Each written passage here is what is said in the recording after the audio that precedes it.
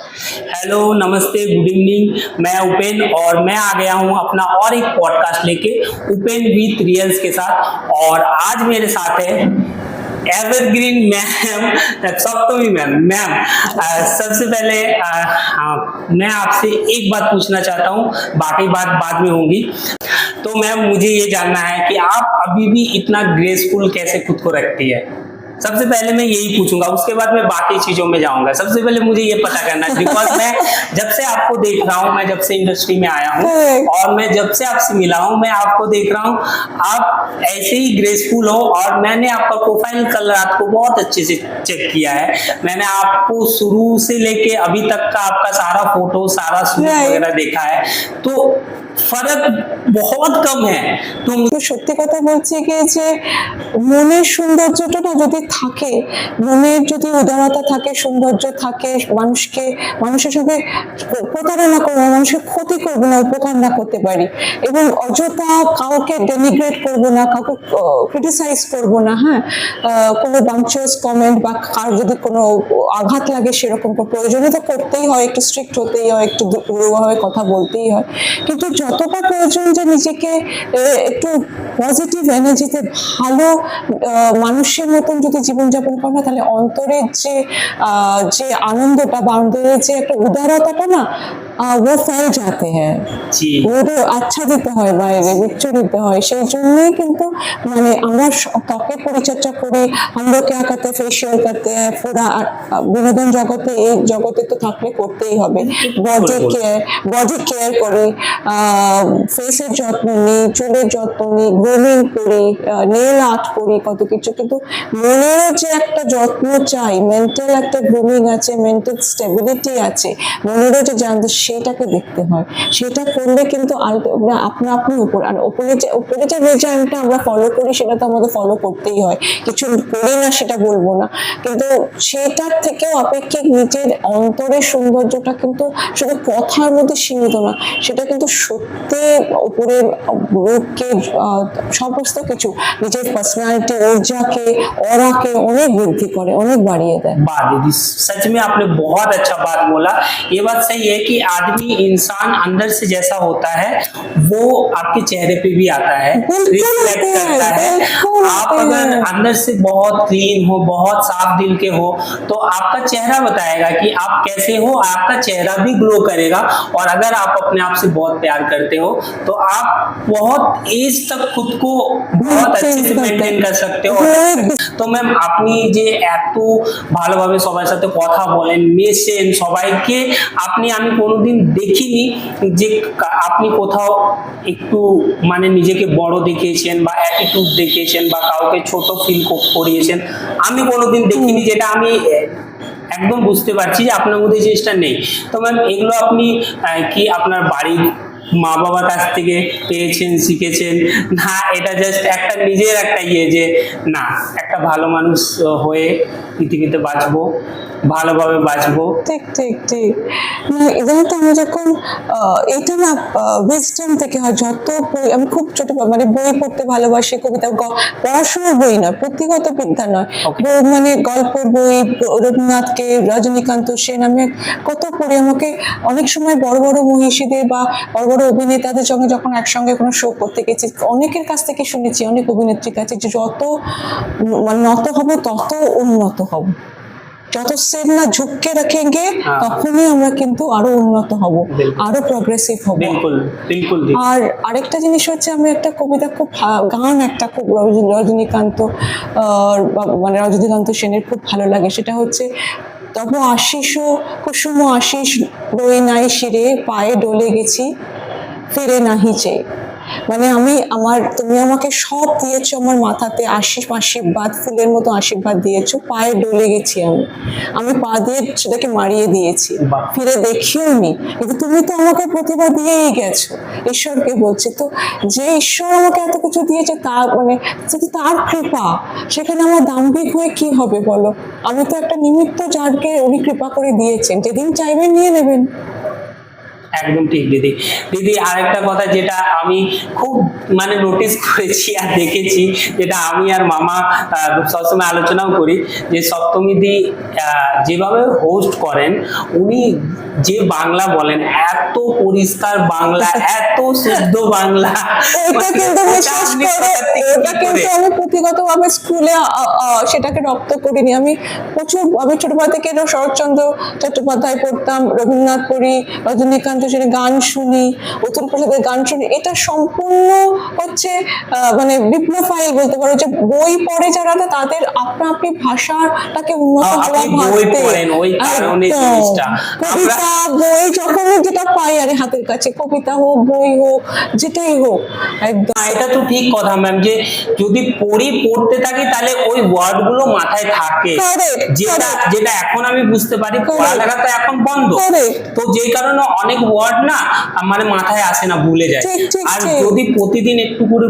পড়ি, বই ঠিক, পড়ি, যে ঠিক, কোনো বই পড়ি, ঠিক, ঠিক। তাহলে ওয়ার্ড গুলো মাথায় থাকে। একদমই তাই। এবার আমি ম্যামের কাছ থেকে জেনে নেবো যে ম্যাম আপনার ছেলেবেলা আর আপনি কিভাবে মডেলিং এ এলেন, কখন এলেন? আমার ছেলেবেলাতে খুব আমার ঠাকুমা দাদু, আমার দাদু সিভিল ইঞ্জিনিয়ার আর্কিটেক্ট, আমার দাদুর কাকা জেসি ব্যানার্জি, উনি ব্যাংকো প্রাইভেট লিমিটেড করেছিলেন। আমি এটা বলছি জাস্ট একটু হিন্টস পাবে তুমি, আমি Okay, সেটাকে okay. এটাকে বলছি আমার নিজের অ্যাগ্রেন্ডাইজ করার জন্য না, মানে আমার যে এই ফ্যামিলি থেকে আমি গর্বিত বোধ করার জন্য না, আমি জাস্ট সূচনাটা বলে দিচ্ছি তাহলে সুবিধা হবে। আমরা আমার দাদু খুব খুব বড় বড় বিল্ডিং বানিয়েছিলেন, ডেস মেডিকেল, বেঙ্গল কেমিক্যাল, তারপরে lady Brabourne college, Nilratan hospital, সবই আমাদের ব্যাংকট তৈরি Okay. করা।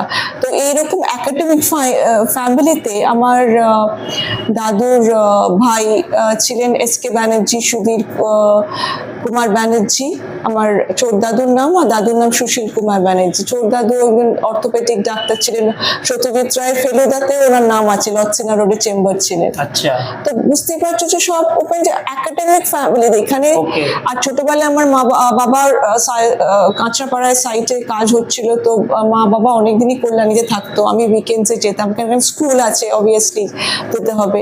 তো আমার ঠাকুমা দাদুর কাছেই আমার শৈশবটা মানুষ খুব মজায় কেটেছে, কারণ ঠাকুমা দাদু না অত স্ট্রিক্ট নয় বাবা মার মতন। ওকে। হ্যাঁ, মানে ওরা মা বাবার সাথে থাকতেন না? মা বাবা থাকতো কল্যাণীতে, আর আমাকে তো এখানে থাকতেই হবে, স্কুল আছে, স্কুলের জন্য। স্কুলের জন্য। Okay. তো আমি এখানে ঠাকুমা দাদুর সঙ্গে থাকতাম, আর অনেক লোকজন ঠাকুমা দাদুর সঙ্গে দেখা করতে আসতো। ঠাকুমা আমাকে শিখিয়ে দিতেন, এত যতই পরিচারিকা থাকুক বাজাকা, তুমি নিয়ে ট্রেটা নিয়ে সামনে যাবে, অতিথিদের দেবে।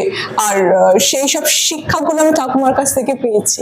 আর বাংলা ভাষার রক্তটাও আমি ঠাকুমার কাছ থেকে পেয়েছি। আমি ঠাকুমা খুব গল্প বই পড়তে ভালোবাসতেন, এবং উনি বেতুন কলেজে, এবং উনি স্বচক্ষে রবীন্দ্রনাথকে দেখেওছেন। বাল্মীকি প্রতিভার যখন নাটক করছিল, উনি রবীন্দ্রনাথকে দেখেছেন, খুব ছোটবেলায়, খুব শৈশবে দেখেছেন। তো এই বাংলা ভাষার প্রতি আকৃষ্ট, এমন শ্রুতিমধুর ভাষার প্রতি আকৃষ্ট হওয়াটা আমার ঠাকুমা থেকেই এসছে।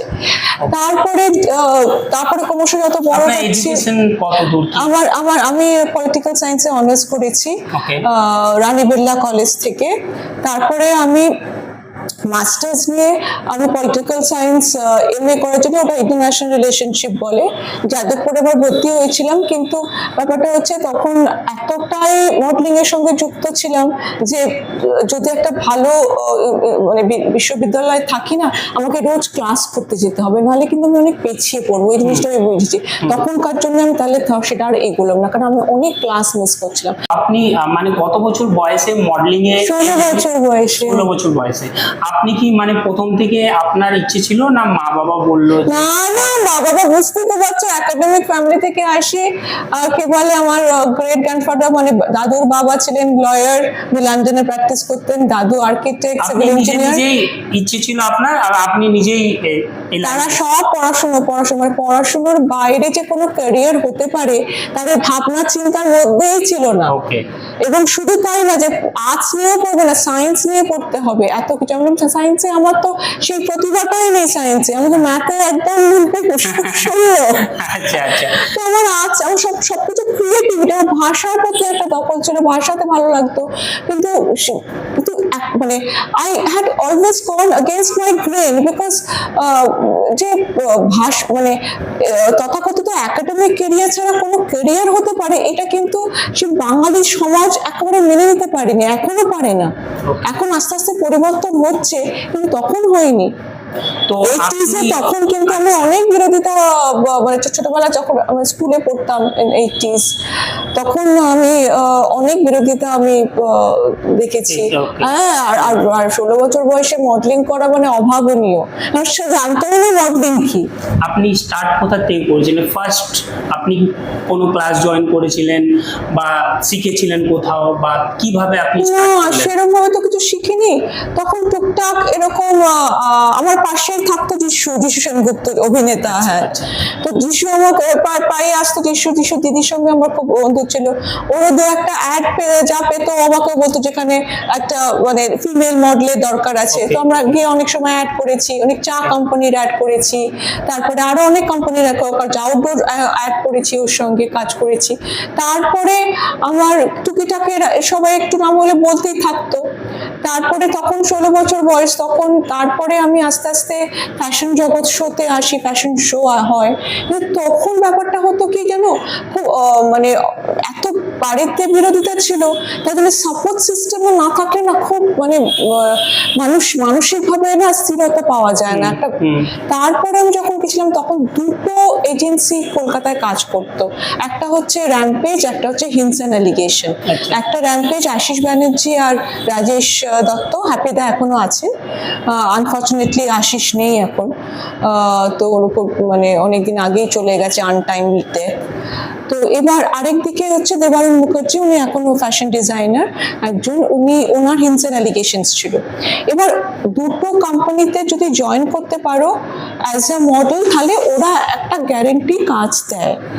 এবং কিন্তু ব্যাপারটা হচ্ছে ওদের অনেক কিছু, যেরকম একটা প্রোডাকশন হাউসে থাকে, তুমি যদি যেরকম বম্বেতেও আছে, প্রচুর প্রোডাকশন হাউসে আছে, তোমার যশরাজ প্রোডাকশনও আছে, তুমি যদি ওখানে কন্ট্রাক্ট নবগতা কেউ সাইন করে, তুমি হয়তো অন্য জায়গায় কাজ করতে পারবে না, সেরকমই কন্ট্রাক্ট ছিল এদের সঙ্গে। এরা একটা আলাদা কতক্ষণ গল, মানে কারোর সঙ্গে অন্য কারোর সঙ্গে বেশি মেলামেশা নয়, আর সঙ্গে বেশি কথাবার্তা নয়। কিন্তু আমি না ওইভাবে বন্দি পাখির মতো জীবনযাপন করতে পারি না, আমি খুব স্বাধীন চিত্ত মানুষ। আপনি যখন মডেলিং শুরু মানে করলেন, আপনি কাজ করছেন, সেই সময় মা বাবা বা ফ্যামিলি বাড়ির লোকেরা সাপোর্ট করলো? না, যদি সাপোর্ট আমি আরেকটু পেতাম তাহলে আমি মানে যেটা করছি সেটা বম্বে থেকে আরো ভালো করে করতে পারতাম। কোথাও একটা সাপোর্ট সিস্টেম লাগে, একদম লাগে। আমি বলছি না যে সাপোর্ট, বিনা সাপোর্ট ছাড়া কেউ করতে পারেনি, অনেকেই বম্বে থেকে করেছে, কিন্তু সেই আনকমফোর্টেবল জোনে হয়তো যেতে পারেনি, সেটা আমারও দোষ। কিন্তু একেবারে তাদের অসন্তুষ্ট করে যাবার মতন আমার সেই স্পিরিটটাও ছিল না হয়তো, সেই জন্য আমি কাজ করেছি, অনেক বম্বেতে কাজ করেছি, লন্ডনে কাজ করেছি বিবি রাসেলের সঙ্গে, ম্যামের সঙ্গে, বিবি রাসেল ম্যামের সঙ্গে আমি প্রথম হাঁটা শিখি, কিরকম করে হাঁটতে হয়, সেটা একটা বিরাট পাওনা। কিন্তু উনি একটা ইন্টারন্যাশনাল ফিগার, ইন্টারন্যাশনাল মডেল ছিলেন, আপনাকে শিখিয়েছেন। এক্স্যাক্টলি, আমি ফার্স্ট হাঁটা ওনার কাছেই শিখি লন্ডনে। লন্ডনে এবং আমি ওখানে কাজও করেছি লন্ডনে। আমি লিঙ্ক প্রমোশন বলে একটা কোম্পানি আছে, ওনাদের থ্রু দিয়ে আমি কাজ করেছি, ফ্যাশন শো করেছি, আমি শুট টুটও করেছি অনেকগুলো। আমি ওখানে ছিলাম অ্যাজ এ মডেল, দেখেছি সব ছবিগুলো দেখেছি, আর এখানে এসে তো আরো বাকি যেগুলো দেখিনি দেখতে পাচ্ছি। বাংলায় আমার জীবন আনন্দ, বাংলা প্রাণের সুখ। আমি একবার দেখি, বারবার দেখি, দেখি বাংলার মুখ।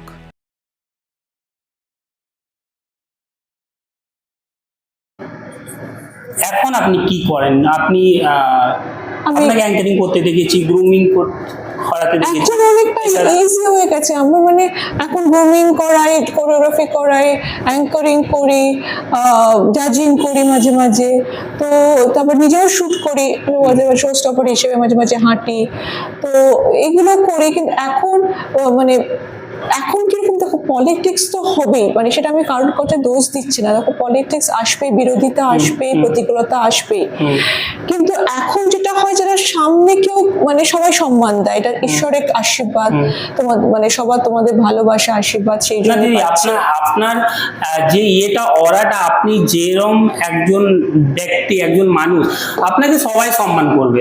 আমি আপনাকে বেশি জানি না, আমি আপনাকে সত্যি বেশি জানি না, আর আমি যে কথাগুলো বলছি একদম নিজের হৃদয় থেকে বলছি, যে আপনার সাথে আজকে বসলাম, এই যে জাস্ট কিছুক্ষণ আগে আমরা বসে চা খেলাম, তো আপনাকে ওইটুকু সময়ের মধ্যে অনেকটা জানলাম আমি।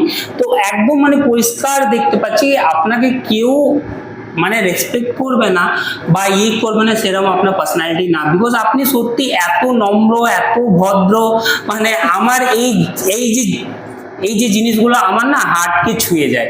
তো থ্যাংক ইউ দিদি, সো আপনি মাচ। সত্যি মানে খুবই তো ইনিশিয়ালি ওপেন যখন শুরু করেছিলাম ক্যারিয়ার, এই স্বভাবের জন্য কিন্তু অনেকটাই চোট খেয়েছি, মানে কোনো গডফাদার গডমাদার বললাম না, দুটো এজেন্সি ছিল, তারা গডফাদার গডমাদার ছিল, তাদের ছাড়া আমি যে একা সবার সঙ্গে ফ্রিল্যান্সিং করছি, এইটা অনেক সময় পলিটিক্সের সম্মুখীন হয়েছি প্রচুর, মানে I was unceremoniously drop from so many places, মানে আমি হয়তো জানি না একটা শো বাইরে হচ্ছে, খুব নামজাদা শো, হঠাৎ করে আমার নাম নেই, আমি কোনোদিনই তার বিরোধিতা করি না, কোনো আমার নেচারের বিরুদ্ধে, কিন্তু স্পন্সররা ফোন করে বলছে সপ্তমী তুমি কেন থাকলে না, তোমাকে তো মডেল লিস্টে তোমার নাম আছে, কিন্তু জাস্ট বিকজ আমি এজেন্সিতে লিখিনি নাম, এবং তাদের প্রাধান্য, তাদের মডেলসদের প্রাধান্য দেওয়া, সেটা সব এজেন্সিটা, আমি কাউকে দোষারোপ করছি না, সেই জন্য আমি ওখান থেকে বাদ। কিছু ভাবে হয়তো এরকম পলিটিক্স আমাকে নানা রকম ভাবে শুরুতে ক্যারিয়ার, মধ্য ক্যারিয়ারও ফেস করতে হয়েছে, প্রচন্ড পরিবারের পলিটিক্স, মানে তখন আমাদের এখানে সেটা কত খুব মার কাট করে বলতো যাতে ভালো মডেলস তৈরি হয়।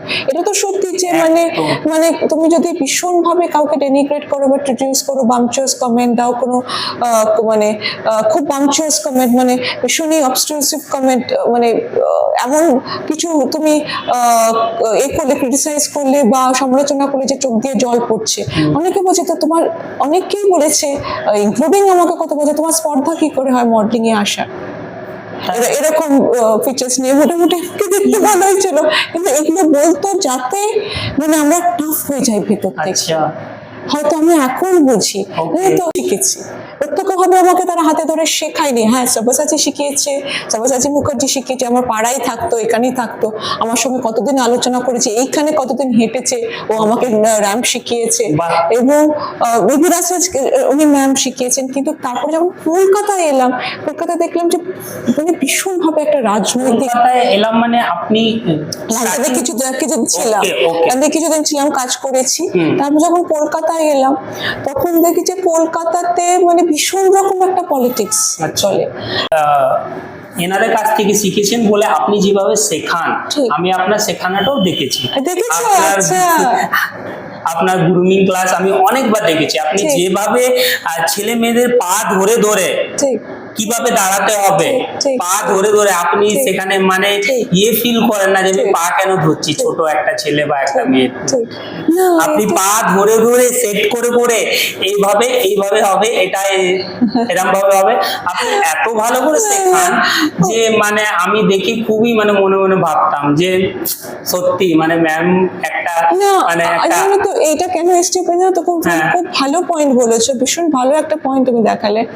যখন ছোটবেলা থেকে পড়াশোনা করেছি তখন বলছি না, যেটা মনে হচ্ছে যেন এটা মানে স্বামীজি যেরকম বলছে না, feeding some information into your brain is not education, মানে কিছু যে মন্ত্র তোমার কিছু বইয়ে কিছু তোমার মাথায় গুঁজে দিলাম কোনো রকমে, ওটাই কিন্তু শিক্ষা নয়, শিক্ষা হচ্ছে কিছু মানে সে আনন্দ, কিছু আবিষ্কার করার, তোমার আনন্দ হবে, এনজয়, তোমাকে ও বাবা পড়তে বসতে হচ্ছে, পড়তে হবে, এইরকম একটা ধরা, এরকম একটা রকম কাঠামো বানিয়ে দিয়েছিল স্কুল, তথাগত স্কুলের এডুকেশন সিস্টেম, সেটাকে পাল্টাতে হবে। তখনই আমি ভাবতাম যে না, টিচারও এমন হবো যে ছাত্ররা নিজেরাই আনন্দিত হবে, সেই জন্য আমি যখন শেখাই আমি অন্যভাবে শেখাই, যারা একদম সিম্পল করে শেখাই জিনিসটাকে। আরেকটা কথা যেটা কিছুক্ষণ আগে জিজ্ঞাসা করলাম, তো যে আপনি ম্যারিড না, আপনি বিয়ে করেননি, তো আপনার লাইফে কেউ কোনোদিন আসেনি বা আপনি বিয়ে করতে চাইছেন না বা করবেন, আমি জানতে চাই। না, বিয়ে করিনি বলে ভুল হবে। আমি বিয়ে করেছিলাম, ওকে। কিন্তু সেটা হচ্ছে অনেক দিন আগে, যখন আমি মোটামুটি অ্যাজ আ ফেমাস মডেল হয়ে গেছি, মানে একটা বেশ নাম যশ Okay, এসছে okay. এরকম। তখন আমার একজনের সঙ্গে আলাপ হলো, আর তখন বাড়ি থেকে না ভীষণ প্রেশার দিচ্ছে যে একে তো মডেলিং এর প্রেশার যে আমি করছি, সেটা যে মডেলিং সিনেমা এগুলো না, আমার প্রচুর সিনেমার অফার এসেছিল, কিন্তু আমার বাবা মা বাবা একেবারেই বিরোধিতা করেছে। তো একটা বলছি না, যখন মাইন্ডটা যখন স্টেবল থাকে না, তখন কিন্তু সব রকম অশুভ শক্তির কিন্তু প্রবেশ হয়। তাই জন্য আমি প্রথমেই তোমাকে বলছিলাম পডকাস্টে, আমরা এত পরিচর্যা করেও ভেতরটা পরিচর্যা করাটা ভীষণ ইম্পর্টেন্ট। একদম ঠিক। হ্যাঁ, ভীষণ ইম্পর্টেন্ট যে মেডিটেশন করা, ধ্যান করা, নিজের মনটাকে। তো এই সময় যখন আমার মেন্টাল স্টেবিলিটিটা উত্থান পতন করছে, সেই সময় একটা মানে মার্চেন্ট নেভিতে একটা নন বেঙ্গলি নর্থ ইন্ডিয়ান জাটস একটা ছেলের সঙ্গে আলাপ হয়, এবং 3-4 মাসের মধ্যে কোর্টশিপের মধ্যে আমাকে বিয়ে প্রপোজাল দেয়। বিয়ে প্রপোজালে তখন আমি বাড়িতে এসে বলি, এবং তখন অলরেডি আস্তে আস্তে আমি তখন কিছুদিন একটু মডেলিংটা বিরত রেখেছি, এই কারণে যে বাড়ি থেকে এত প্রেশার দিচ্ছিল যে বিয়ে করো আর মডেলিং, এই দুটো জাগলিং করতে করতে আমি হাঁপিয়ে উঠেছিলাম। তো তখন আমি তখন সেইভাবে আমার বাড়িতে খুব বিরোধিতা করেছিল, কিভাবে করলাম বিয়েটা কিভাবে অ্যারেঞ্জ, মানে লাভ ম্যারেজ বা অ্যারেঞ্জ করে যেরকম করে হয়, ধুমধাম রাজি হতেই হলো, আর কি করবে। তো ধুমধাম করে বিয়ে দিল। বিয়ের পরে আমার যখন গেলাম, কলকাতাতে বিয়ে হয়েছিল লেক গার্ডেন্সে, তো তখন গিয়ে দেখলাম একটা অন্যরকম অ্যাটমসফিয়ার, মানে মেন্টালি টর্চার, মানে গ্যাস লাইটিং হচ্ছে এমন একটা জিনিস, এটা হচ্ছে মানসিকভাবে তুমি কাউকে যদি তার আত্মপ্রত্যয়, তার কনফিডেন্স লেভেল কমাতে চাও না, তুমি তাকে বলবে এ বাবা তোমাকে কেন বিচ্ছির লাগছে, তুমি গিয়ে একটুখানি এ করে আসো, তুমি এটা পারবে না, ছেড়ে দাও। তুমি যে আরো তীব্র গ্যাস লাইটিং করা, হ্যাঁ, এবং তারপরে শুরু হলো শারীরিক অত্যাচার। ওকে। এই দুটো কম্বিনেশন, এবার আমি বলতে পারছি না বাড়িতে এসে নিজের, আর তখনও বলছি না, সেই ফেসটা কিন্তু আমার আগে থেকে হয়ে গেছে যে আমার ব্রেনটা, লজিকটা কাজ করছে না। এটা কিন্তু বিফোর ম্যারেজ থেকে, কোর্টশিপ থেকে আরম্ভ হয়ে গেছে। ওকে ওকে। এবং এটা আমার জীবনে 2-3 বার হয়েছে, কিন্তু বিয়েটা আর করিনি কোনোদিন। তারপরে তো বিয়েটা ভাঙলো কিভাবে? হ্যাঁ, তো 2-3 মাসের পরে এরকম নির্যাতন, তখন কিন্তু আমি আপনি নেচার সেই সময় বুঝতে পারেননি, ওনার বুঝতে পারেননি, আপনার মাথা বুঝি না, কাজ করছে না সেই সময়, কাজ করছে বুদ্ধি, মানে তুমি দেখেও দেখছো না। এমন একটা পজিশন ছিল, আমার বাবার তখন অ্যান্ডারসন ক্লাবের ভাইস প্রেসিডেন্ট, সেক্রেটারি ছিলেন, প্রেসিডেন্ট ছিলেন তুষার কান্তি তালুকদার, তখন পুলিশ কমিশনার কলকাতা। আমি ইজিলি বলতে পারতাম, এবং বাবা সেটা চার্জও নিতে পারতো, তখন একটা পাওয়ারফুল পজিশনই ছিল বাবা, কিন্তু তবুও আমি বলিনি। আমি জাস্ট এসে বললাম যে আমি আর থাকতে পারছি। তো ডিভোর্স নিলেন? হ্যাঁ, 3 মাস ছিলাম আমি, তারপরে 3 মাসের মধ্যে ডিভোর্স? 3 মাসের, তারপরে একটু প্রসিডিংটা হতে দেরি হয়, একটু 1 বছর হয়। তো তারপরে আমি কোনোদিন বিয়ে করিনি, এবং কিন্তু এই করতেন মার্চেন্ট নেভিতে ছিলেন। মার্চেন্ট নেভিতে ছিলেন। তো আমি কোন রকম কিছু চাইনি, আমার অনেক অশান্তি হয়েছে, প্রচুর, মানে আমার অর্নামেন্টস দিচ্ছিল না, সব রেখে দিয়েছিল, এরকম, তাও আমি কিছু করিনি। সেটা একটা পয়েন্টে দুর্বলতারই সাইন, কারণ আমি ভাবছিলাম যে বাড়ি থেকেও সাপোর্টটা পাচ্ছি না, এবং যে আমি যদি লড়তাম তাহলে অনেক মানুষের জন্য কিন্তু এটা ইন্সপিরেশন হতো, মানে অনেক মানুষই সেরকম ভাবে সেম এরকম অভিজ্ঞতা হয়েছে, তারা ইন্সপিরেশন, কিন্তু আমি সে সময় লড়তে পারিনি। এবং আমি তখন দেখলাম যে আমি মডেলিং এ ফিরে আসবো, তো টাইমটা আমার নষ্ট হয়ে যাবে ওখানে যদি আমি অনেকটা টাইম দেখি, আমার যেটা কলিং। তো আমি আবার মডেলিং এ ফিরে এলাম, এবং এসেও তখনও কিন্তু তীব্র পলিটিক্স এখানে কলকাতাতে, এবং তখন আপনার সময়কার কিছু মডেল নাম? আমাদের থেকে আরো সিনিয়র যারা ছিল, কোয়েনা, বিপাশা, বিপাশা, আচ্ছা। ওদের সঙ্গে কাজ করেছি, সেলিনা, আমি এই তো ছবি দেখছি জয়, হ্যাঁ যে ছবি দেখে জয়, তো তারা আমাদের থেকে আরো আগে এসছে মডেলিং ওয়ার্ল্ডে। তো তারা ভালো ভালো মডেল তৈরি হয়েছে। বলছি না, এরকম মানে গুরু যদি এতটা সমালোচক হয়, তাদের ওপরও মতো সমালোচক ছিল না, বাইরে মডেলদের উপর ছিল, কিন্তু যদি শিখে নেওয়া থাকে, তারা মানে আশিস ব্যানার্জি প্রচুর তৈরি করেছে, এদের সবাইকে তৈরি করেছে, পুরো সমস্ত ক্রেডিট কিন্তু তার একদম। এবং বম্বেতে সাকসেসফুল হয়েছে। তখন একটা গোল্ডেন এরা of modelling world, not in terms of energy but প্রতিভার দিক দিয়ে বলছি। রিমি সেন যখন ছিল, রিমি আমাদের সঙ্গে মডেলিং করে, তো রিমি ওই বম্বে চলে গেল, তারপরে অনেক ধুম করেছে, অনেকগুলো সিনেমা করেছে।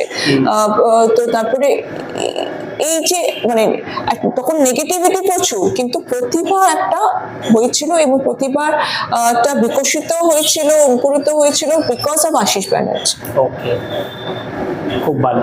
আচ্ছা ম্যাম, তো তারপর আপনি কোনোদিন আরো মানে রিলেশনশিপ বা দু একটা হয়েছিল, কিন্তু বললাম না, যখন রিলেশনশিপ আবার তখন ওই মানে অন্ধকারটা না, আমার এটা মানে দেখেছি আমার লজিকটা কাজ করে না, ওই জন্য একটু অ্যাভয়েড করে চলি। আচ্ছা আচ্ছা, যার কারণে আপনি এখন পর্যন্ত আর বিয়ে করেন না, করতে চান না। কাজ করে। আর আমার না ভীষণ জানি না, আমার খুব ভাগ্যে খুব মানে এমনি বন্ধু বান্ধব খুব ভালোবাসে, কিন্তু যখন কোন রকম প্রেমের সম্পর্ক হয়, তখন কিন্তু একটা ব্যাড এলিমেন্ট আমার মানে কুষ্ঠ কাছে, আমি জানি না।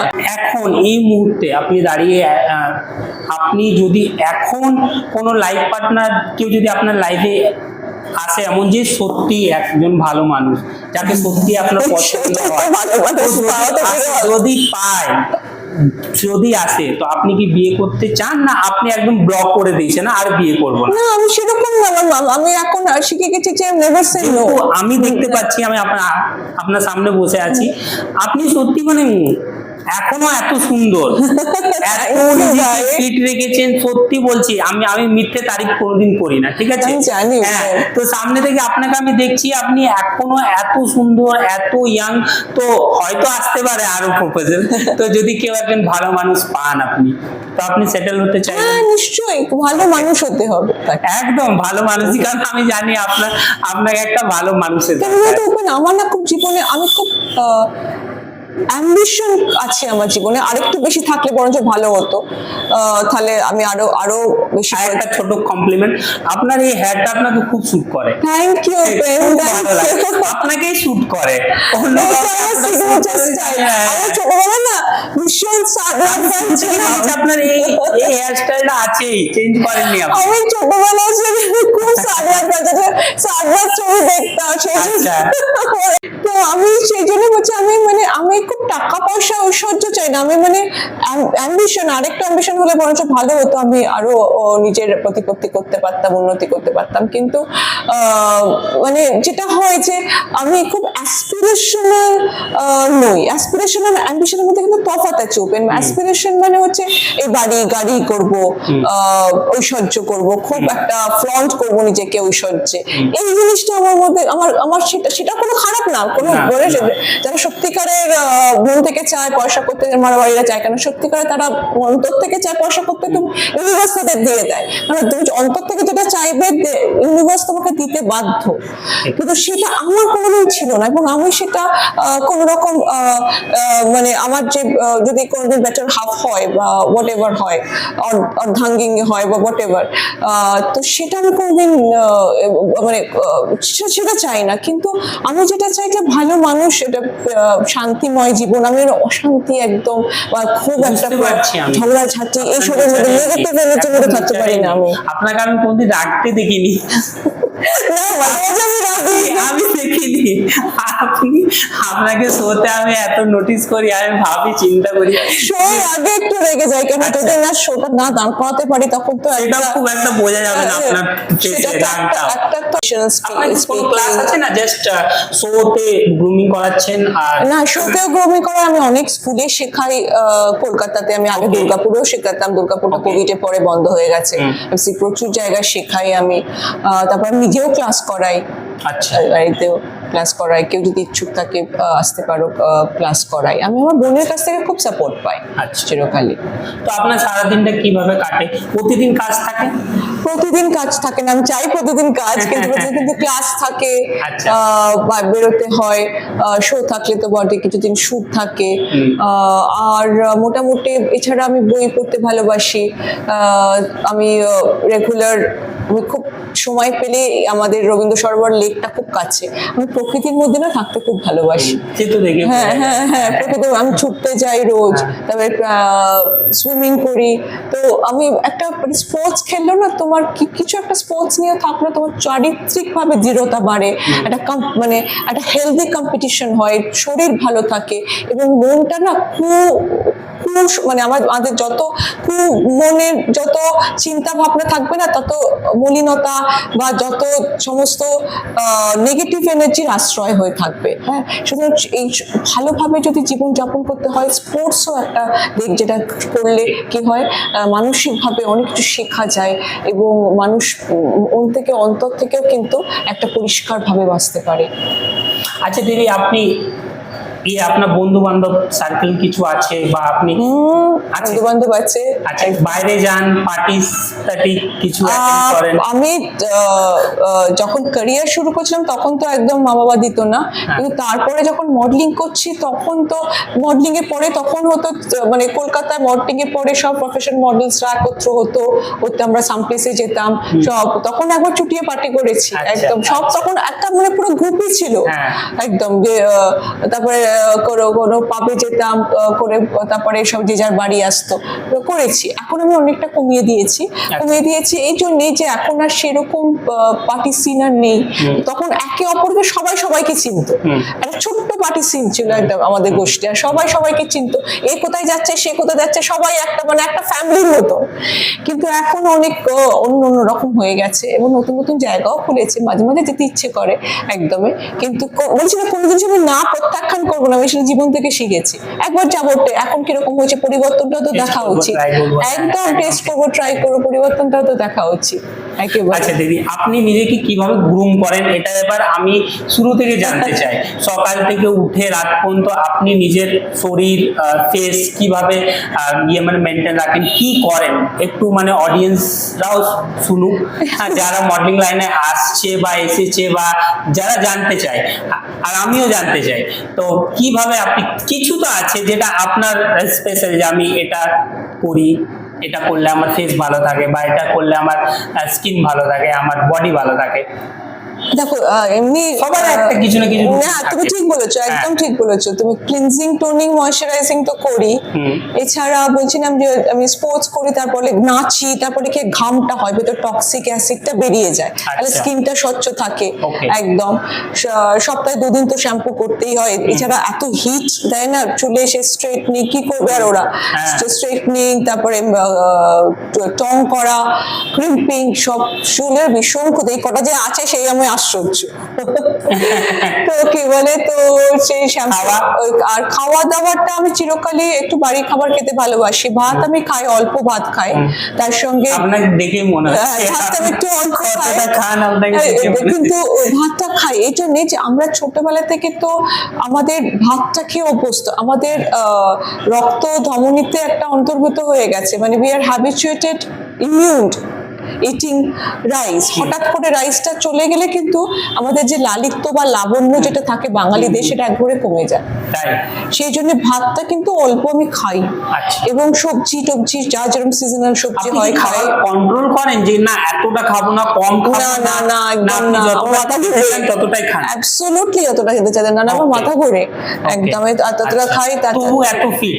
না, খাওয়াটা জরুরি, খাওয়াটা কিন্তু নাহলে খাওয়াটা না করলে তোমার ভেতরে প্রোটিন, ভিটামিনস, পটাশিয়াম, জিঙ্ক এগুলো আসবে না, আর বডি ইমিউনিটি তৈরি হবে না। এবার এত ইনফেকশাস কন্টাজিয়াস রোগ হয়, এই যে কোভিড এর আমরা শিখলাম কত কিছু, তাহলে তো সবকিছু ধরে নেবে না। তো আমার ভেতরে যদি ইমিউনিটি ক্ষমতা না থাকে, আমার মনেরও ইমিউনিটি ক্ষমতা থাকে, শারীরিকভাবে আরেকটা জিনিস আমি উপলব্ধি করছি যে শরীর কিন্তু তোমাকে সূচনা দেয়। শরীর যতটা কমপ্লেক্স তৈরি হয়েছে, শরীরটা আমাদের খুব যান্ত্রিক ভাবে খুব কমপ্লেক্স, কিন্তু শরীরের একটা মনটা কিন্তু খুব স্বচ্ছ, ব্ল্যাক অ্যান্ড হোয়াইট। কোনো কিছু অসুখ হবার আগে ওপেন, কিন্তু সর্দি কাশি হয় তোমাকে কিন্তু শরীর ইঙ্গিত করবে। আর আর আরেকটা জিনিস আমি আগে করতাম না, সেটা আমি এখন করি। সেটা আমার বোন বললো যে ইন্টারমিটেন্ট ফাস্টিংটা খুব ভালো। তারপর আমি বই পড়তে শুরু এটা কি? করলাম, ইন্টারমিটেন্ট ফাস্টিংটা বলছি।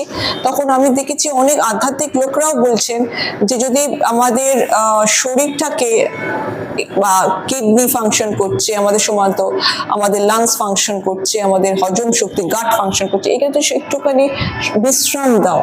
মানে তুমি 8:30টার মধ্যে খেয়ে একদম, সকালে তো একটু চা বিস্কিট খেতেই পারো, তোমার লাঞ্চটা যদি একটু পরে করো, তার মানে তোমার অনেকটা গ্যাপ হয়ে যাচ্ছে। Okay. সেটা কিন্তু যদি মানে কিছু খেতে পেলে চা বিস্কিট খেতেই পারো। তুমি যদি 1টা-1:30টার সময় খাও, তাহলে কি হবে, একটা 14 ঘন্টা বা 13 ঘন্টার একটা গ্যাপ রয়েছে। 16 ঘন্টা করতে পারি না, আমিও করতে পারি না, মাথা, আমার মাইগ্রেন আছে, মাথা ধরে যায়। তো সেটা করলে না পুরো বডিটা একটা বিশ্রাম পাবে। তারপরে তুমি 2-3 ঘন্টা অন্তর অন্তর খাও না, একদম 8টা 8:30 অবধি, তাহলে কিন্তু তোমার পুরো শরীরটা কিন্তু খুব ভালো থাকে, গাট থেকে আরম্ভ করে কিডনি ফাংশন থেকে আরম্ভ করে সব লাংস ফাংশন। মানে হচ্ছে সকালবেলায় উঠে খুব হেভি কিছু না খেয়ে, হালকা চা বিস্কুট একটু কিছু খেয়ে তারপর দুপুরে লাঞ্চ খাই। কিন্তু আমাদের সকালবেলা কল টাইম থাকে, সেদিন হয় না, সেদিন আমাকে খেয়ে যেতে হয়, নাহলে আমার ভীষণ শরীর খারাপ হয়, মাথা ঘোরে। কিন্তু যেদিন আমি বাড়িতে থাকি সেদিন একটু বেলায় লাঞ্চ করি। আর যদি একটু পরিচর্যা করো, শরীর কিন্তু তোমাকে তার রেজাল্ট দেবে। মনকে বসানো অনেক শক্ত, শরীরকে বসানো অনেক সোজা। ঠিক ঠিক ঠিক। তুমি যদি একটু ডিসিপ্লিন, বলেছি না, যদি পাগলের মতন কিছুকে ভালোবাসো, তোমার শৃঙ্খলা বোধ, ডিসিপ্লিন আপনি আপনি চলে আসবে। তোমাকে কিন্তু কাউকে তোমাকে মডেল পরিচয় করতে হবে না, আস্তে নিজেই তৈরি হয়ে একদম যাবে। নিজে তৈরি হয়ে যাবে। কোনো জিনিস মন থেকে চায় Absolutely. আর করতে চায়, সেটার জন্য হার্ড ওয়ার্ক করে, চেষ্টা করে, একেবারে তাহলে তাই। সেটার জন্য রাস্তা অটোমেটিক আস্তে আস্তে তৈরি চলে হয়ে যাবে। যায়। যেটা আমি চেষ্টা করি, আমি 8:30টার মধ্যে রাত্রে খেয়ে নিতে চেষ্টা করি, যদি শুট না থাকে 11টার মধ্যে ঘুমিয়ে পড়তে চেষ্টা করি। আর একটা আমার ঘুমটাও খুব, মানে প্রপার ঘুমটাও খুব জরুরি। কারেক্ট, তাই না? আর স্কিনের জন্য ভীষণ জরুরি। শ্রীরামকৃষ্ণ চিত্তশীল, যখন কোনোদিন মন চাইবে খেয়ে নেবে, তখন দেখবে তোমার আত্মা তৃপ্তি হবে। একদম হ্যাঁ, ঠিক। আমার মাও এটা বলেন। আমার মা এটা বলতে, আমার মা এখন নেই। আচ্ছা, I'm আমার sorry. মায়ের কিছু কিছু কথা আমার মানে ঠিক। সে মানে মাথার মধ্যে ঠিক। বসে আছে, তার ঠিক। মধ্যে এটাই একটা, ঠিক। যে যখন মন চায় যে জিনিসটা খেতে, খেয়ে নেবে। আমাকে মা কিন্তু এটা বলতো যে ইচ্ছে করবে কোন জিনিস খেতে, টাকা আছে, কিনে খেয়ে নাও। ঠিক ঠিক আছে, ঠিক। সেটা মনকে মারো না। মনকে বলে হ্যাঁ, একদম মনটা তাই, ইচ্ছে করছে, ইচ্ছেটাকে মারো না। একদমই তাই। হ্যাঁ। কেন আমাদের মনে শুশ্রূষা করা খুব একদম, খুব একদম। প্রয়োজন। তো দিদি, আমি ইন্ডাস্ট্রিতে আসার পর এটা বুঝতে পেরেছি যে আপনাদের যে সময়টা, যেটা আমার মনে হয়েছে, আপনাদের যে সময়টা, সেই সময় এত বেশি কম্পিটিশন ছিল না, কারণ সেই সময় মডেল কম ছিল, ভালো ছিল, যতটুকু ছিল ভালো ছিল, ভালো ছিল, মডেলদেরকে হ্যাঁ। লোকেরা নিত। একদমই তাই। এখন যেটা আমি দেখে বুঝতে পারছি যে সব জিনিসে, সব ইন্ডাস্ট্রিতে, ফ্যামিলিতে, বন্ধু বান্ধবের মধ্যেও কিছু না কিছু খারাপ দিক, কিছু না কিছু ভালো দিক। ঠিক, বন্ধুর মধ্যে হয়তো 10টা বন্ধু, তার মধ্যে 2-1টা বন্ধুর মধ্যে কিছু কিছু খারাপ দিক আছে, ফ্যামিলির মধ্যে কিছু কিছু লোকের মধ্যে খারাপ দিক, ভালো দিক আছে। সেরকম সব প্রফেশনও কিছু না কিছু খারাপ ভালো তো আছে। তো এই ইন্ডাস্ট্রিতে যেটা আমি এখন বুঝতে পারছি, যে এখন মানে এমন এমন ছেলে মেয়েদেরকেও চান্স দেওয়া হচ্ছে যে কোনো কারণে, যেটা ঠিক না আমার মনে হয়। তো যার জন্য মডেলের পরিমাণ এত বেড়ে গেছে, কোয়ালিটি মডেল কম, কিন্তু নামে মডেল ভর্তি, ঠিক। যেটা আমি একদম পছন্দ করি না। ঠিক, কারণ ঠিক। আমি যে সময় মডেলিং এ আসার জন্য, আমার ব্যাকগ্রাউন্ড ছিল না যে আমি মডেলিং এ আসতে পারবো। আমার জন্য মনে হতো আমি কোনদিন করতেই পারবো না, কিন্তু এখনকার ছেলে মেয়ের জন্য লোকে গিয়ে বলছে নিজেই তুমি চলে আসো, ও সেটা যোগ্য ঠিক, না, সে ঠিক। নিজেকে ভাবে কি না, ঠিক। বা সে সত্যি ওই মডেলিং আসার যোগ্য, মডেল হওয়ার যোগ্য, সেটা কেউ ভাবে না। আমি যে সময় ছিলাম, আমি ভাবতাম কোনোদিন হবে না। আমার ব্যাকগ্রাউন্ডও যা ছিল, আমি হতে পারবো না, ঠিক। কিন্তু আমার ইচ্ছে ছিল। আমি শিখতাম, আমি মডেলিং শোজ দেখতাম, আমি দরজা ঘর বন্ধ করে ফটোশুট করতাম নিজে চায়না মোবাইল থেকে গিয়ে ঠিক, করতাম। আমার ঠিক, ইচ্ছে ছিল, ঠিক। আমার ওটার দিকেই টান ছিল, ঠিক। যার কারণে আমি এসেছি। আর আমি আজকে এই যতটুকু জায়গায় এসেছি। বাট এখন আমি যেটা দেখছি, যারা মানে মডেল হওয়ার যোগ্য না তারাও মডেলিং এ আসছে, আর পুরো ভরে গেছে, যার কারণে অনেক মডেলরা ঠিকমতো পেমেন্ট পায় না। কারণ আমাকে যদি কেউ বললো যে এই কাজ আছে কোলাবোরেশন, আমি বলবো আমি করব না, আমাকে নেবে না। কারণ আরো 10 জন বসে আছে বসে আছে। তারা ফ্রিতে করার জন্য। তারা মডেল হওয়ার যোগ্য, তারা কাজটা করতে পারবে না পারবে কেউ দেখছে না, যার কারণে ইন্ডাস্ট্রিটা আমার মনে হচ্ছে কোয়ালিটি খারাপ হয়ে যাচ্ছে। তো এটার ব্যাপারে আপনি কি বলতে চান? খুব ভালো প্রশ্ন, খুব হ্যাঁ। ভালো প্রশ্ন উপেন। ব্যাপারটা হচ্ছে জানো তো, যখন সেই সময়টা তো বললাম এটা স্বর্ণ যুগ ছিল, সবাই প্রতিভাবান, সবাই গ্রেট মডেল ছিল, এনার্জি লেভেল থেকে নয় কিন্তু প্রতিভা থেকে। এবং তখন বলছি না এত স্মৃতি ছিল, মানে যারা কোরিওগ্রাফার তারা পান থেকে চুন খুঁজতে তোমাকে নেবে না, আমাকে নেবে না। সেইটা একটা কোয়ালিটি, একটা ফিল্টার হতো কোয়ালিটি। হ্যাঁ, কিন্তু একটা অবক্ষয় এখন ভীষণ হয়েছে ইন্ডাস্ট্রিতে। এখন দেখো কিছু ক্রাইটেরিয়া তো ডিফারেন্ট প্রফেশনে ডিফারেন্ট ক্রাইটেরিয়া থাকে। একটা চাকরি করতে গেলে একটা মোটামুটি MBA ডিগ্রি চাই, ব্যাংকিং সবাই সবকিছু করতে পারে না, ব্যাংকিং যেতে গেলে তোমার তোমার তোমার একটা ব্যাংকিং পরীক্ষাতে পাস করতে হবে, টিচার হতে গেলে একটা একাডেমিক প্রফেশনে বলছি তখন তো একটা বিএড করতে হবে। এবার আর্মিতে যেতে গেলে তোমার চোখ কান সবকিছু ঠিক থাকা, দেখতে পাচ্ছি না একদম কি বলে অপটিক্যালি একদম প্রতিটা পার্ট একদম ঠিক হতে হবে, অপটিক্যালি চ্যালেঞ্জ, এদিকে আমি ছুটতে হবে না। সেরকম মডেলিং এ আসার জন্য একটা অবয়ব, একটা শারীরিক কাঠামো দরকার কিছু। সেটা যতই শুনতে লাগুক আজকে যে সব মানুষই করতে পারবে মডেলিং, সবার জন্যই সেটা স্বাগত জানাচ্ছি সবাইকে, কিন্তু সেটা নয়, সেটা আমার একদমই নয়, সেটা নয়। সেটা হয়তো একটা তোমার মানে একটা অ্যামাচার একটা মডেলিং এ তুমি কোথাও কিছু একটা পুজোর জন্য করছো বা কিছুর জন্য করতে পারো, কিন্তু পেশাদার জগতে তার কোনো স্থান নেই। কিন্তু সত্যি কথা বলতে এটাও যে এদেরকে যাদেরকে নিয়ে আসছে তারা সত্যি ওই এক দুটো ছোটখাটো শুট কেউ নিয়ে করে দিচ্ছে, বাট জাস্ট খালি প্রোফাইলে লেখার জন্য আমি মডেল, আমি অ্যাক্টর, আমি এই আমি ওই, কিন্তু ওদেরকে কতজন ভালো লোকেরা কাজ দেয় না। কিন্তু কিছু লোক আছে যারা ইন্ডাস্ট্রিতে এদেরকে ঢোকাচ্ছে, বাড়িয়ে যাচ্ছে। আমি মনে করি কম মডেল থাকুক, ভালো মডেল থাকুক, কম্পিটিশন থাকুক, কাজ করতে মজা লাগবে। আমি যদি আমার সামনে দেখবো এমন একজনকে যে আমার সামনে কিছু না, আমার কাজ করতেও মজা লাগবে না। আমি যখন দেখবো আমার সামনে দাঁড়িয়ে আছে একজন যে আমাকে টক্কর দিতে পারে বা আমার থেকে বেশি, অনেক মজাও লাগে, ভালো লাগে। এবার আমার সাথে মডেল দিয়ে দিল এমন যে আমার ওখানেই এনার্জি ডাউন হয়ে গেল, ঠিক ঠিক ঠিক কি কাজ করব? ঠিক। তো সবাই সবকিছু করতে পারে না, সবাই সবকিছু করতে পারে না। এবং এই জিনিসটা একটা মডেল হওয়ার জন্য একটা বললাম, একটা আনফরচুনেট যেটা যতই খারাপ লাগে শুনতে, একটা কাঠামো লাগে, একটা অবয়ব লাগে, একটা হাইট লাগে, একটা ফিগার লাগে, ছেলেদের ক্ষেত্রে একটা ফিজিক লাগে, একটা আমি বলছি না দুর্ধর্ষ দেখতে হতে হবে, কিন্তু বোন স্ট্রাকচার ভালো হতে হবে। কিছু কোনোদিনই খুব সুন্দর হয় না, খুব সুন্দর হয় না, বরঞ্চ বলতে পারে বেশি সুন্দর হলে তাহলে তোমার প্রোডাক্টটা কেউ দেখবে না, মডেলকে দেখবে। সুন্দররা খুব একটা মডেল হয় না, কিন্তু একটা শারীরিক কাঠামো তো দরকার। একদমই। তো যেটা সেটা না হলে সবার জন্য, কিন্তু সবাই যদি মডেল হতো তাহলে তো মডেলের যে একটা কাঠামো, এটা ক্রাইটেরিয়া যেটা সেটা হলো না। তো সেই রকম ভাবে মডেল হওয়া যায় না, সেটা পেশাগত, সেই জন্য তারা পেমেন্ট পায় না। বিশেষ করে খারাপ লাগে, আমিও এই ইন্ডাস্ট্রিতে আছি। আমি একসময় যে চোখে মডেলিং ইন্ডাস্ট্রিকে দেখেছি, আমার জন্য মানে স্বপ্ন, ঠিক, যেটা এখনকার ছেলে মেয়েদের জন্য স্বপ্ন না, ঠিক ইজিলি চলে আসে, কিন্তু সেটা তো তারা শিখছেও না, দু একটা শো করে ব্যাস মডেল হয়ে গেল। আমি বলছি না যে নতুন ছেলে মেয়েদেরকে চান্স দেওয়া যায় না, দেওয়া যায়। যদি আপনার মনে হচ্ছে ওর মধ্যে সেই কোয়ালিটিটা আছে, আপনি চান্স দিন, ওকে শেখান, গ্রুমিং করুন। বাট যার মধ্যে কোয়ালিটি নেই, আপনি টাকার জন্য বা কোনো কারণে আপনি এনে ভরে যাচ্ছেন।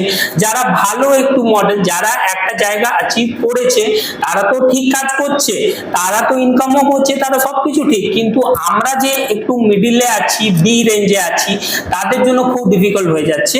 কারণ আমাদেরকে যদি কেউ একটা শোয়ের জন্য বা একটা কাজের জন্য বলছে, শুটের জন্য, আমরা যখন বলছি হ্যাঁ করব, তারা হয়তো কম টাকা বা টাকা দেবে না বলছে, তখন আমরা যখন মানা করছি ওরা 10টা ছেলে দাঁড় করিয়ে দিচ্ছে, 10টা মেয়ে দাঁড় করিয়ে দিচ্ছে, কিন্তু সেটা কেউ বলছে না যে এরা কি সেটা যোগ্য না। এই জন্য টাকাও পাচ্ছে না ছেলেমেয়েরা, টাকা পাচ্ছে না তো পেমেন্ট পাবে কি করে? মডেলরা তো নিজের উপর খরচা করছে, সবারই তো ব্যাকগ্রাউন্ড স্ট্রং না যে আরে এটা আমি জাস্ট নিজের ইচ্ছের জন্য করছি, একদম টাকা তাই। পেলাম না পেলাম একদম। আমার বয়ে যাচ্ছে, একদমই কিন্তু তাই। সবাই তো না, একদমই অনেকে তাই। আছে যারা খুব সিরিয়াস ভাবে এসছে, হ্যাঁ, হ্যাঁ। তাদের আর কোনো মানে ইনকামের সোর্স নেই, নেই তো। তো তাদের জন্য কি তারা কি করবে যদি টাকাই না পায়, নিজেকে কিভাবে গ্রুম ঠিক। করবে, তারা নিজেকে কিভাবে মেনটেন করবে, ঠিক, ঠিক। তারা ফ্যামিলি কিভাবে চালাবে, ঠিক। নিজেকে কিভাবে চালাবে, খুবই খুবই খুবই ডিফিকাল্ট, খুবই মানে একটা ব্যাপার। ভীষণই তারপর অসাধ্য আরেকটা কাজ। জিনিস, যারা আসছেও তারাও নিজেকে জাজ করছে না। আমি মনে করি যে আপনি বলবেন আমি ঠিক বলছি না ভুল বলছি। না, না, একদম ঠিক আমার থেকে বলছো। বড়, একদম আপনি আমাকে বলবেন আমি ঠিক। নিশ্চয়ই। যারা আসছে তারা নিজেকে জাজ করে না, ঠিক আছে? সেটাই তো বলছি, সবাই তো আমন্ত্রণ দেন, মানে সবাইকে তো নিতে পারে না ইন্ডাস্ট্রি, একটা ক্রাইটেরিয়া তো আছে। আপনি একজনকে কম্পিটিশন নেই, একটা শো হলো কম্পিটিশন ওখানে নেই, ঠিক আছে? ধরুন ছেলেরা এমন এসছে যেখানে কোনো কম্পিটিশন নেই, ওখানে ফার্স্ট সেকেন্ড থার্ড করতেই হবে, বাট তারাও সে যোগ্য নয়, কিন্তু যেহেতু পার্টিসিপেট করেছে ফার্স্ট সেকেন্ড থার্ড হলো, এমন ভাবে ফটো ছাড়বে, দেখাবে যে ও বিরাট একটা Right, জিতে right, নিয়েছে, right, ঠিক আছে? right, right. কিন্তু তুমি সেই যোগ্য নও, ঠিক। সেটা তুমি নিজেকে জাজ করছো না। আমি নিজে দেখেছি জাজের কুর্সিতে যারা বসে থাকে, তারাও দাদা দিদি যারা থাকে, তারাও পর্যন্ত হেসে ফেলে কিছু কিছু এমন কন্টেস্টেন্ট র্যাম্পে চাপে, ঠিক আছে, ডিজাইনার রাউন্ড করতে বা পার্টিসিপেট হয়ে, যে তারাও হেসে ফেলে। আমি সবাইকে নোটিস করি, অডিয়েন্স যারা আসে, ফ্যামিলি লোকেরা যারা আসে, তারাও বুঝতে পারে যে কে ভালো, কে মডেলের যোগ্য, কে না। কারণ তারাও আমি দেখেছি কমেন্ট করতে বসে, যে পেছন থেকে কমেন্ট করছে কি কি মডেল, আমি শুনেছি। Absolutely. তো একটা সাধারণ মানুষও বুঝতে পারে যে এই মডেল হওয়ার যোগ্য কি না। তো যে আসছে সে নিজেকে কেন ইয়ে করে না নিশ্চয়ই। যে আমি ওটা যোগ্য কিনা, লোকের হাসির পাত্র হচ্ছে ওরা, একদমই তাই। কিন্তু তবু ওরা বুঝতে পারছে না এটা কি।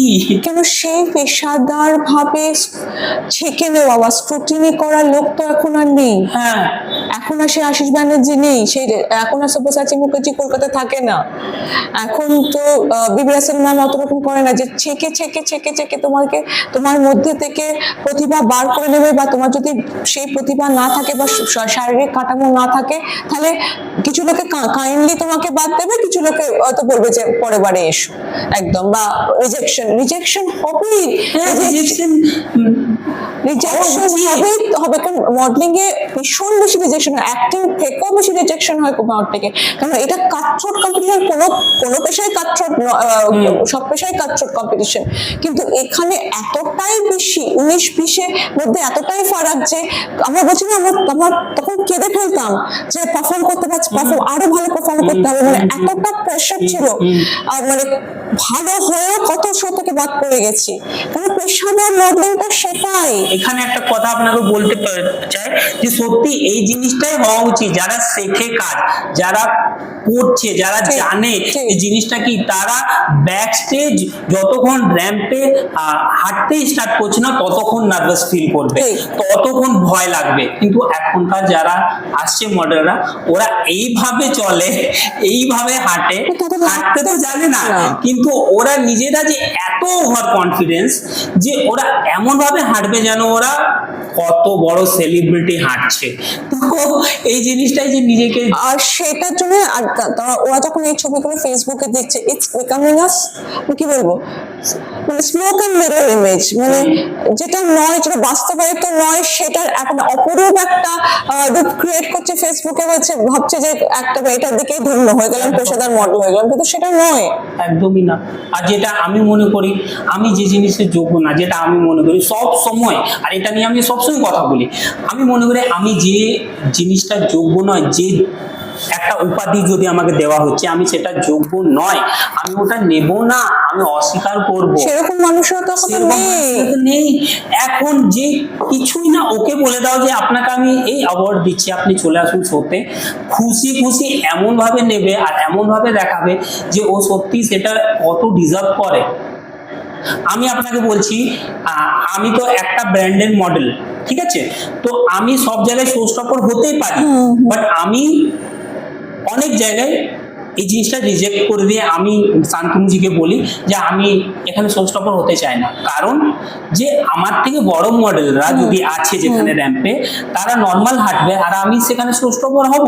আমি অনেক সময় রিজেক্ট করে দিয়েছি, তারপর আমাকে উনি বুঝিয়েছেন। সেটা তোমার চেতনা হয়েছে, হ্যাঁ, সেটা কারণ তো আমার মনে হয়েছে আমি ওনাদের থেকে একটু কম, ঠিক। তো ওনারা এত কাজ করে করে ওনাদের সামনে আমি শো স্টপার হয়ে হাঁটবো, সেটা আমার ঠিক মনে হয়নি। ঠিক। অনেক সময় আমি এটা রিজেক্ট করে দিয়েছি, কিন্তু উনি একবার আমাকে একটা কথা বুঝিয়েছিলেন যে এটা হচ্ছে তোমার নিজের ব্র্যান্ড, কলকাতা নামা আমাদের নিজের ব্র্যান্ড, এটা তুমি ফেস, তো তুমি এখানে শো স্টপার হতেই পারো, সেটাতে নিশ্চয়ই। কিছু খারাপ না। আর Exactly. তুমি একটা যোগ্য মডেল, Right, তুমি নিজেকে right. ভাবো না। আমি না। বললাম, হ্যাঁ এটা আমি মানি যে আমার মধ্যে আছে কোয়ালিটি আছে, আছে একদমই quality, হ্যাঁ। তো আমি হাঁটতে পারি। তখন থেকে আমি একটু করি যে হ্যাঁ ঠিক আছে শো স্টপার হয়েও, কিন্তু খুব বড় মডেল থাকলে তখন আমি বলি যে না আমি ওখানে শো না, স্টপার সেটা তুমি বিনম্র বলে বলো, কিন্তু সেই বোধটা তো এখন কারণ নেই, কারণ তারা তো কম্পিটিটিভ জগৎটা দেখেই নি। আপনি একজন বড় পেশাদার মডেলের জগৎটা- সামনে, আপনি একজন একজন মডেলের সামনে একটা এমন একটা ছেলেকে এনে দাঁড় করে দিন, বলে দিন যে তুমি শো স্টপার, হয়তো ও চেনে যে ওই মডেলটা অনেক নাম করা, ঠিক। ওকে দেখেছে এতদিন থেকে, ঠিক। কিন্তু ও মানা করবে না, ঠিক, ও ঠিক। খুশি খুশি শো স্টপার হয়ে হেঁটে ঠিক যাবে। ঠিক ঠিক, আমি এই যোগ্য জিনিসটা কিনা এটা, এই জিনিসটা নেই কেন ছেলে মেয়েদের মধ্যে? এটা নেই তো, এটা নেই, তাহলে এরা একদমই শিখবে নেই, কি করে? এটা নেই। শিখতেও তো চায় না, শিখতে চায় আমি না তো। কাউকে মানে যাদের কথা আমি বলছি তাদের মধ্যে আমি কাউকে দেখি না যে কিছু শিখলো, না কিছু উন্নতি না করলো, না না। না না, শেখার মডেল দেখে একেবারেই বোঝা যায় নেই। তারা শিখছে, করছে ঠিক, কিছু কিছু ঠিক, মডেল, ঠিক, কিন্তু ঠিক। যারা নিজেকে শুরু থেকেই ভাবে যে আমরা একটা বিরাট কিছু, ঠিক। শিখবে কি, শিকার করে শিখবে, একদমই সে তাই। করবে কি? তো একেবারে আমি তাই। এই কারণে তারা ভেবে নিচ্ছে আমরা সব শিখে গেছি, সব একদম। সবকিছু করে দিয়ে আর গেছি। আমি এই কথাগুলো এই কারণে বলছি, আমি বলি যে আমি এতদিন দীর্ঘদিন করার পরে আমি এখনো শিখছি, একদম। আমি এখনো শিখছি। একদম একদম, আমি নিজেই এই যে নতুন ছেলেমেয়েরা আসে তাদের কাছ থেকে অনেক কিছু শেখা যায়, ঠিক ঠিক অনেক কিছু শেখা যায়, এই নয় যে ঠিক। আমি সব শিখে বসে আছি, ঠিক। তাদের কাছ থেকেও শেখা যায়।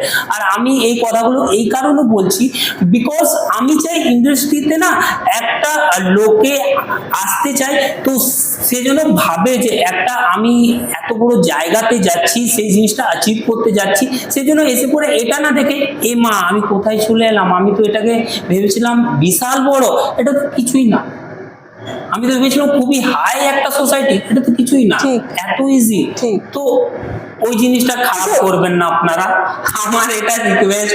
আমি বিরাট বড় মডেল না, বাট যতটুকু আমি জানি আমি যোগ্য বলে এখানে বসে আছি, কিন্তু অনেক ছেলে মেয়েরা আছে যারা মডেল হওয়ার যোগ্য না। ঠিক ঠিক যদি আছে যোগ্য, তাদের মধ্যে আছে ট্যালেন্ট, কিছুরা আছে, তাদেরকে আপনারা গ্রুম করুন, শেখান, কিন্তু ভরে যাচ্ছে একটা শোতে যান আপনি, ওখানে 10টা ভালো মডেল দেখবেন, তার মধ্যে বাকি সব হ্যাঁ, একদমই তাই।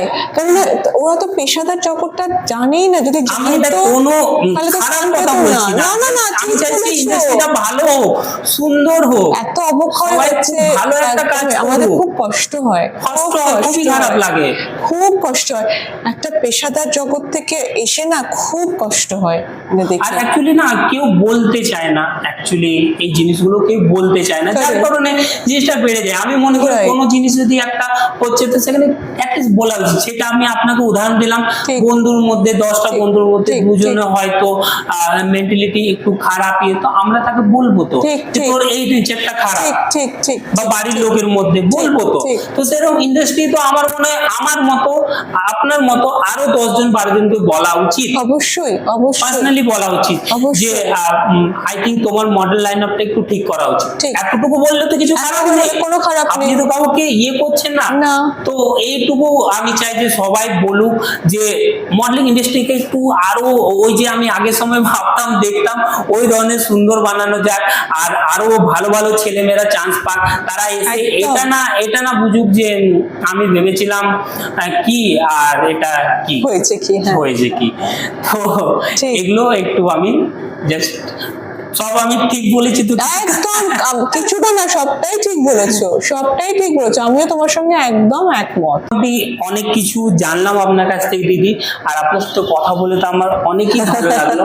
একটা পিওর সোলের সাথে কথা বলতে Thank আমার যে you. মজা আসে Thank সেটা you. আমি বোঝাতে পারবো না। Thank আমি এত কানেক্ট করতে পারি কারণ আমি নিজে এখান থেকে খুবই পরিষ্কার। আমি জানি সেটা ওপেন, আমি সেটা আমরা এনার্জি ফিল করতে পারি। আমার খুব ভালো লাগলো আপনার কাছ থেকে আমার ভীষণ ভালো লেগেছে তোমার সঙ্গে কথা বলে। কিছু। আর ইয়ে মানে আশা করি এখন ইন্ডাস্ট্রিতে আছি তো আমরা অনেক একসাথে কাজ করবো, অনেক কাজ করবো, অনেক কাজ করবো, একদম তাই। তুমি এত ভালো করছো, আমার একটা আশীর্বাদ শুভেচ্ছা, করবেন অনেক শুভকামনা তোমাকে। খুব অনেক বড় মডেল হও, অনেক ভালো করো, কাজ শেখো, আরো কাজ শেখো, কারণ শেখার কোনো শেষ নেই। আজও শিখছি, আর পরবর্তীকালেও শিখবো। যেদিন শেখার থেমে যাবে না, সেদিনে মানে ক্রিয়েটিভ মেনোপজ হয়ে যাবে, মানে আমি কোনো কিছু আমি মানে জড়পাথর হয়ে যাবো। সুতরাং তুমি যে তোমার যে একটা অভিপ্রায়, অভিলাষা বা আকাঙ্ক্ষা আছে কিছু শেখার, সেটাই তো একটা বড় জিনিস। তুমি যে বুঝতে পারছো যে কোয়ালিটি অবক্ষয় হচ্ছে, that is a very big thing. নিয়ে আপনার ডিজাইনিং নিয়ে ঠিক। অ্যাজ এ মডেল ঠিক। সবকিছু করতে চাই। ঠিক। এই যে পথটা শুরু করেছি এটাও আমি চাই যে আমি একটা লেভেল পর্যন্ত নিয়ে যাই। ঠিক, ঠিক। তো প্লিজ আশীর্বাদ করবেন। Thank you so much. অনেক ধন্যবাদ আমাকে বলার জন্য, আমাকে যোগ্য মনে করার জন্য। लास्ट में गेस्ट जो होती है, अतिथि जो होता है, उनको एक छोटा सा गिफ्ट करता हूँ। तो आज भी एक छोटा सा गिफ्ट मैं मैम के लिए लाया हूँ, दीदी के लिए लाया हूँ। वो है कोलकाता नामा की तरफ से एक स्कार्फ है, आप प्लीज इसको देखिए थैंक यू पहले। सो मच, और ब्यूटीफुल। ये आपका बाटिक के ऊपर, बाटिक शीट के হ্যাঁ, ऊपर ভীষণ সুন্দর, बाटिक का ये मैं आपको very beautiful, very beautiful, thank you so much. কি সুন্দর, आई ভেরি होप आपको বিউটিফুল, पसंद आया होगा। बहुत पसंद आया। সুন্দর। তোমাদের কলকাতায় তোমার কাজ তো অপূর্ব, কোনো অনবদ্য, কোনো কথাই হয় না, অত্যন্ত সুন্দর। আশীর্বাদ করবেন থ্যাংক যেন কলকাতা নামাকে অনেক আগে নিয়ে যাই, আরো ভালো ভালো কাজ করি, অনেক কিছু করি। তো ব্যাস সবসময় Thank you. সঙ্গে থাকবেন। আপনাদের সবাইকেও অনেক অনেক ধন্যবাদ, যারা যারা দেখছেন এতদিন থেকে। আপনারা ভিউজ আমার খুব ভালো হচ্ছে, লোকেরা দেখছে, পছন্দ করছে, একটু কিপটেমি হচ্ছে। লাইক আর কমেন্টটা যদি কিছু মনে হচ্ছে আপনি বলতে চান, কিছু ইচ্ছে হচ্ছে বলার, আপনারা প্লিজ বলবেন। যেমন আমাকে পার্সোনালি অনেকজন কমেন্ট করছে, ভালো পডকাস্ট করছো, খুব ভালো হচ্ছে, বাংলা বলতে পারো, সবকিছু বলছো, বাট পার্সোনালি মেসেজ করে বলছো। তো কমেন্টেও গিয়ে একটু কমেন্ট করে দেবেন, একটু লাইক করুন। ভিউজ হচ্ছে, সবাই দেখছে, আমি বুঝতে পারছি, সবাই বলছে যেখানে যাচ্ছি। তো প্লিজ সঙ্গে থাকবেন আপনারা সবাই। তো আমি আরো ভালো করব, আরো অনেক কিছু করব।